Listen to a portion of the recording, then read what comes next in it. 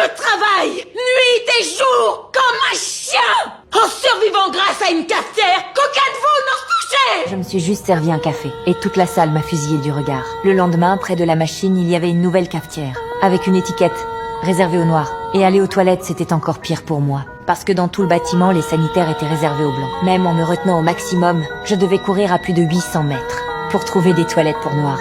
Et à chaque fois, ça me faisait perdre plus d'une demi-heure. Ce jour-là, Paul m'a remis un dossier de données. Mais les chiffres essentiels étaient presque tous noircis. Vous faites ce que vous pouvez lire. Le reste est top secret, vous n'avez pas l'habilitation. Je n'ai pourtant pas abandonné. Finalement, à la lumière, j'ai réussi à lire les données cruciales. Alors je me suis mise à faire mes calculs au tableau.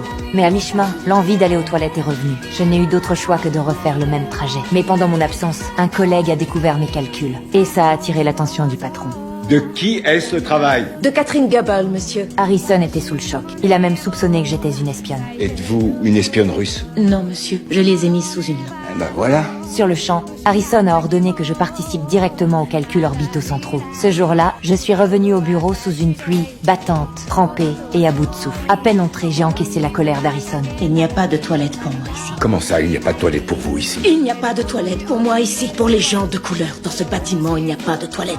Et il n'y en a pas dans les autres, sauf au groupe Ouest à 800 mètres d'ici. Vous le saviez. Je suis obligée de courir jusqu'à Tombouctou pour me soulager. Quant au vélo NASA, je n'y ai pas accès. Imaginez cela, monsieur Harrison. Moi, dans mon uniforme, avec ma jupe sous le genou, mes talons.